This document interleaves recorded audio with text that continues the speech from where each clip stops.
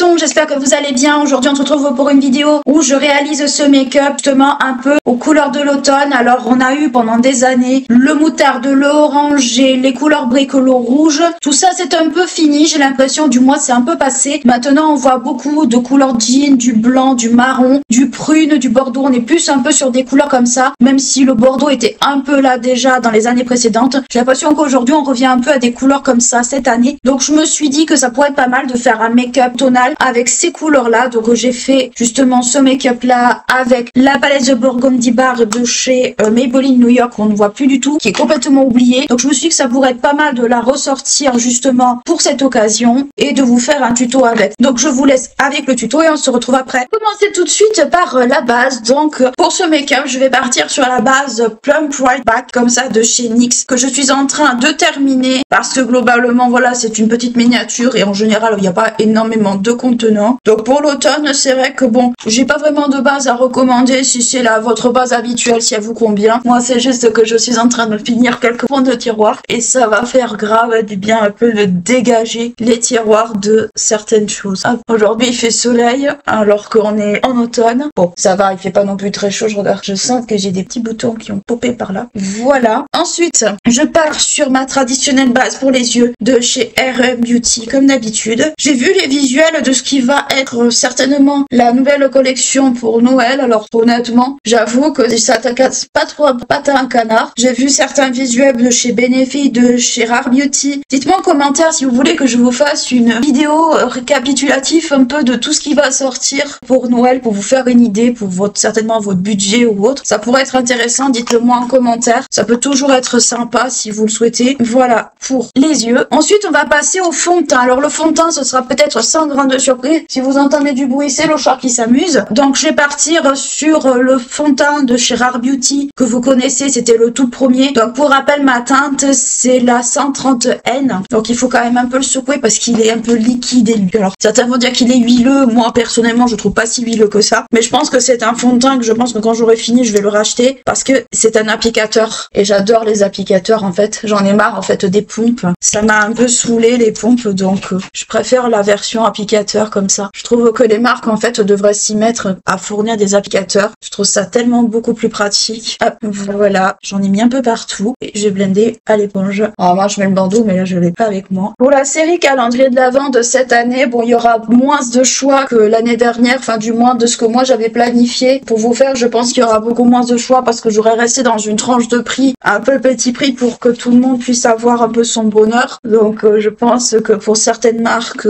ça sera no tout simplement parce que c'est extrêmement exagéré. Voilà pour le fond de teint. Ensuite pour l'anti-cerne je vais rester chez Rare Beauty, donc je vais prendre l'anti-cerne qui était sorti avec le fond de teint, donc c'était celui-ci. Pareil c'est la teinte 130N, donc on bouge pas au niveau des teintes, c'est toujours les mêmes. Alors c'est un fond de teint plutôt léger et l'anti-cerne est aussi léger, mais perso ça me dérange pas. Je vais prendre mon Professionnel Super Setter comme ceci, c'est un peu le retour du Professionnel Super Setter. La bouteille est neuve. Si vous entendez du bruit c'est normal, c'est le chat, enfin c'est le chat des voisins, mais il vient très souvent squatter à la maison. Bon moi ça me dérange pas. Et si vous voyez là en ce moment la tête qu'il fait, il a la connerie et en fait il saute partout dans la chambre, même dans l'appartement. Bon après je suis là donc ça risque pas grand chose, mais il a la connerie mais plus que sévère quoi. J'en mets un peu aussi sur les paupières par habitude. Donc on va partir plutôt sur des tons un peu brune, bordeaux, puisque c'est les couleurs du moment, les couleurs tendance de cet hiver. Ça a beaucoup tourné autour, souvent du rouge brique, du orange, des moutardes un peu. Là cette année c'est un peu retombé vers le foncé, donc c'est pas pour me déplaire, mais voilà comme quoi ça change aussi. Ensuite je vais prendre le contouring stick comme ça, enfin c'est pas un contouring, c'est le bronzer stick de chez Rare Beauty. Il va y avoir pas mal de produits Rare Beauty pour le teint, donc ne vous en étonnez pas, on fait rien de plus. Donc là je suis toujours pas symétrique mais on s'en fiche. Hop, je reprends mon éponge et si vous me voyez tourner la tête c'est normal, je regarde ce qu'il fait. Il est en train de faire le clown. Il est surtout en train de me demander ouvre la fenêtre. Je reviens, je lui ouvre la fenêtre. Voilà, il va peut-être s'arrêter de faire le petit singe. Voilà pour le bronzer. Donc là je l'ai fondu un peu grossièrement mais avec la poudre de toute façon ça va un peu atténuer. Ensuite pour le blush j'ai ressorti le cauchemar de beaucoup de gens, c'est-à-dire les blushs liquides comme ça chez Rare Beauty. Donc ça c'est la teinte Faith qui malheureusement a été arrêtée, je sais pas pourquoi. J'ai pas compris en fait pourquoi elle a été arrêtée cette teinte. Elle est totalement en plus dans la bonne période puisque c'est une teinte un peu prune, un peu violette. Donc comme d'habitude, je sais qu'il y en a qui n'aiment pas l'appliquer directement sur la peau. Si vous le sentez pas, ne le faites pas. Moi c'est juste que j'ai l'habitude de le faire. vert. J'ai mis 2 petits points et peut-être ça sera déjà trop. Je vais blender. Donc c'est très très très pigmenté. Là même 2. J'ai hésité, j'aurais peut-être mieux fait de rester sur 1. C'est très très très pigmenté. Il faut pas en mettre beaucoup. Autrement c'est une cata. C'est vraiment une catastrophe. Il faut bien le fondre à l'éponge ou au pinceau si vous le souhaitez. Moi je trouve que le fondre à l'éponge peut-être c'est facile les premiers temps. Hop, pareil de l'autre côté. Vous en avez pour une éternité avec ce produit. Honnêtement, je sais pas où du tout j'en suis niveau quantité, mais vous en avez pour une éternité. Je pense que si vous achetez un produit comme ça de chez Rare Beauty, vous n'avez pas besoin d'acheter d'autres blushs durant au moins longtemps. C'est pas évident hein, parce que ces couleurs-là un peu foncées, normalement c'est les peaux noires, mais moi j'aime pas en fait. En fait c'est pas que j'aime pas, mais j'en avais marre du rose, du corail. J'avais envie d'une couleur beaucoup un peu violine, donc j'avais pris ça au début. Et c'était pas une couleur en plus, je crois qu'on pouvait trouver en magasin, il fallait la commander. Donc comment vous dire que pour la commander, il fallait attendre. Donc pour l'highlighter, j'ai repris l'highlighter de chez Rare Beauty en teinte Mesmerize. Là par contre j'en mets la dose parce que globalement ils sont pas très pigmentés niveau liquide. En poudre je les ai pas testés. Je sais que l'highlighter était pas très apprécié parce que le glow était super léger. Ça faisait pas du tout boule à facettes et tout. Je sais que pour les gros fans d'highlighter, c'était pas le produit plus intéressant. Moi le fait que le glow soit léger ne me dérange pas. Ensuite pour la poudre, alors là je vais basculer chez Fenty Beauty. Donc moi je vais prendre la poudre Fenty comme d'habitude. J'ai vu qu'ils avaient sorti une nouvelle poudre je crois qui est beaucoup plus satinée, moins matifiante. Alors je sais que celle-ci, il y en a qui trouvent qu'elle est beaucoup trop plâtreuse. Bon, moi c'est pas que je suis pas d'accord, c'est que j'ai pas d'avis. En fait, c'est tout. Donc le blush, même si vous en mettez de trop, la poudre atténue énormément en fait le côté beaucoup trop blushé. Donc en fait, si vous en mettez trop, c'est pas grave. La poudre atténue énormément. En fait, la poudre presque fait disparaître le côté trop blushé du teint. Je vais juste prendre un pinceau. Le problème des poudres libres, c'est qu'elles lâchent beaucoup de trucs. Elles lâchent énormément de poudre. Mais je pense qu'à un moment donné, je pense rebasculer sur la poudre compacte parce que j'en ai marre d'avoir de la poudre plein les vêtements au bout d'un moment. Un petit coup de pinceau. J'ai un trait noir qui s'est formé juste ici. Je sais pas d'où ça vient. C'est pas grave. Voilà. Donc le côté très blushé, à travers, on le voit plus à travers la poudre, c'est complètement atténué. C'est pas grave. Ensuite, pour tout ce qui est matière poudre, alors moi je vais utiliser un produit que je vais finir aujourd'hui parce que globalement ça fait beaucoup trop de temps que je l'ai. Donc c'est le Dallas de chez Bene comme ceci que vous connaissez. On l'a déjà pas mal utilisé sur cette chaîne par le passé. Donc il reste rien du tout, il reste à peine 3 trucs. Mais je pense que je vais le terminer aujourd'hui parce que globalement ça fait beaucoup trop longtemps que je l'ai. Le produit est tellement effrité que le pinceau rêve même plus rien à capter tellement qu'il est effrité. Ensuite pour le blush, alors pour le blush, bon je vais rien mettre de particulier parce que bon je pense que on a assez avec, bon même si ça ressort pas trop, on en a assez mis je pense quand on a fait le teint au liquide. Par contre je vais juste mettre un peu de poudre illuminatrice sous le coin de l'œil. Donc moi je vais prendre la palette Too Faced. Bon, elle ne se fait plus mais je pense qu'on peut retrouver des équivalents. Donc je vais mettre ça sous mes yeux parce que globalement ça en a bien besoin. Voilà, là on illumine un petit peu les dessous d'œil. On passe un petit coup de Super Setter. Ensuite pour les sourcils, je vais partir sur un produit Kiko. Donc là je vais prendre le Eyebrow Multi-Taker comme ceci. Voilà. Donc le 3 en 1 si vous préférez. En teinte Auburn. Donc je vais commencer par faire mes sourcils. Voilà. Je vais mettre l'autre embout comme ceci. Bon, c'est une espèce de poudre. Et voilà pour les sourcils. On fait rien d'autre. Enfin en tout cas moi j'ai pas envie de faire plus. Je vais passer directement au make-up des yeux. Pour cela je vais prendre la petite base pour yeux de chez Max More. Donc c'est de chez Action. Donc c'était celle que j'avais au calendrier de l'Avent d'année dernière. Hop, j'en ai peut-être même beaucoup mis. Je sais plus les doser ces produits parce que j'en utilise tellement peu souvent, tellement pris l'habitude de mettre mon anti-cerne. Franchement, si vous voulez pas mettre des 100 et des 1000 dans des bases à paupières, utilisez votre anti-cerne, ça revient un peu au même. Moi je l'ai parce que je l'ai eu, mais sinon vous pouvez utiliser votre anti-cerne, ça revient au même. Ensuite je vais ressortir une vieille palette, donc c'est la Burgundy Bar comme ça, de chez Maybelline. Alors elle existe toujours, c'est juste que le packaging a changé. Donc elle est dans les teintes un peu marron, bronze avec des prunes, des rouges comme ceci. Donc je me disais que c'était une bonne occasion de la ressortir.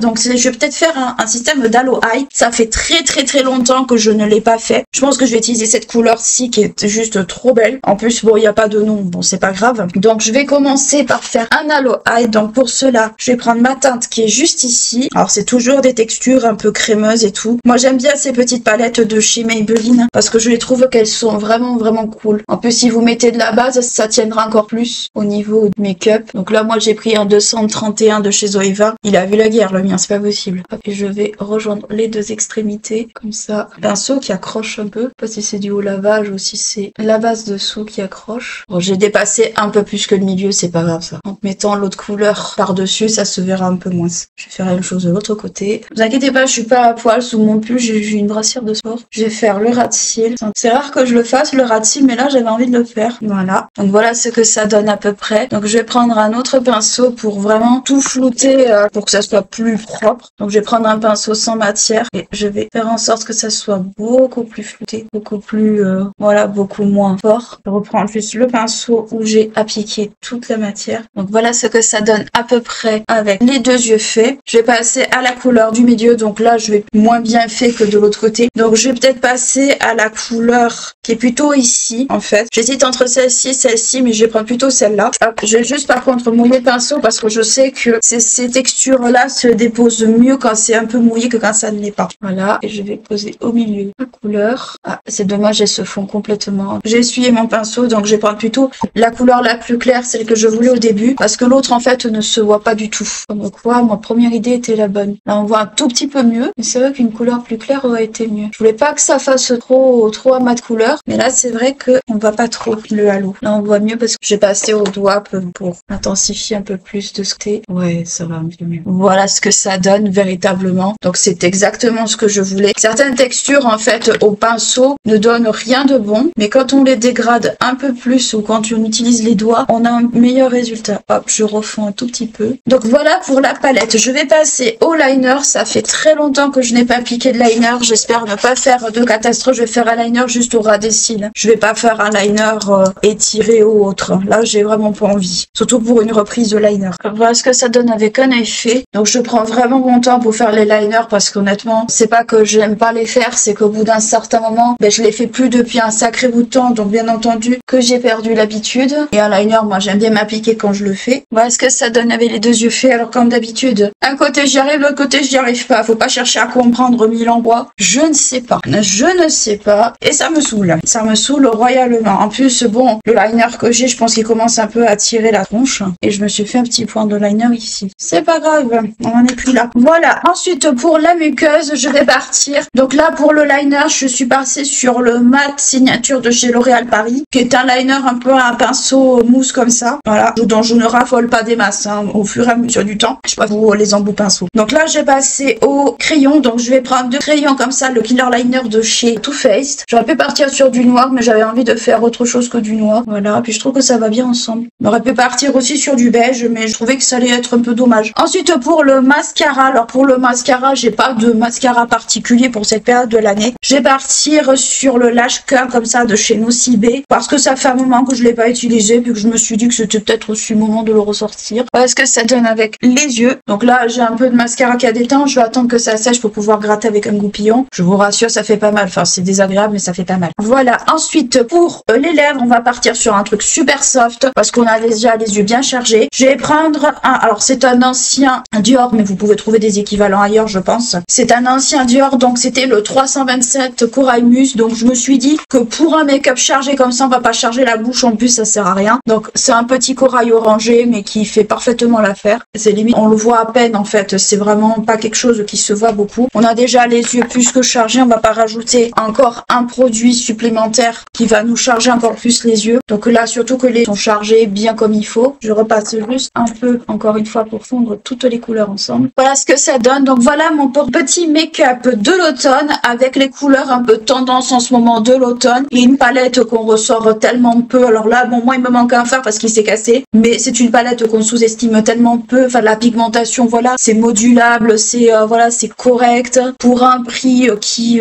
est correct dans l'ensemble. Pas à chercher. Oui, mes cheveux sont complètement fous, c'est normal. Mais voilà, c'est une palette qu'on sous-estime beaucoup et je pense que ce serait pas mal qu'on la ressorte pour cette occasion. Je vais juste me passer un petit coup. Donc voilà pour le petit make-up de l'automne. J'espère qu'il vous aura plu, qu'il vous aura intéressé, qu'il vous aura peut-être donné des idées aussi sur les couleurs un peu tendance en ce moment par rapport aux collections de vêtements, par rapport à tout ça. N'hésitez pas à liker, clocher la vidéo si elle vous a plu, à vous abonner à la chaîne si ce n'est pas encore fait. N'hésitez pas à me suivre sur mes autres plateformes Spotify et TikTok où je poste une vidéo histoire une fois par mois en fin de mois. Moi, je vous fais d'énormes bisous. Je vous dis à bientôt. Ciao.